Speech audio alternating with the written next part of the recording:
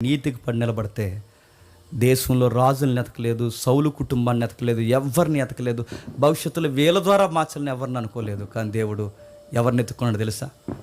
ఆ నమ్మకంగా మూలం జీవిస్తున్న ఆ పేద కుటుంబాన్ని దేవుడు ఎత్తుక్కున్నాడు. నేను ముగించే ముందు ఆ పేదరాలను చూసిన దేవుడు నిన్ను కూడా చూస్తాడు. ఆ విధవరాలను చూసిన దేవుడు నిన్ను కూడా చూస్తాడు. ఆ అమాయకులను చూసిన దేవుడు నిన్ను కూడా చూస్తాడు. దీంట్లో మనం నేర్చుకోవాల్సిన సూత్రం ఒకటే: నీతికి పడి నిలబడండి, నీతి కొరకు ఆకలి దప్పులు కలిగి ఉండండి, చేసే పనిని నమ్మకంగా చేయండి.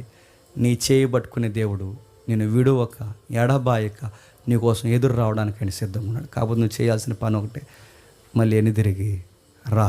ఎక్కడి వరకు ఊరుకుపోయావో మాకు తెలియదు, లోకంలో ఎక్కడి వరకు పోయావో మాకు తెలియదు, ఏం చేసావో తెలియదు. ఎన్నిదిరిగి రా. ఒక్కసారి ఎన్నిదిరిగి వస్తే మళ్ళీ నీకు నూతన జీవితాన్ని ఇవ్వడానికి దేవుడు సిద్ధంగా ఉన్నాడు.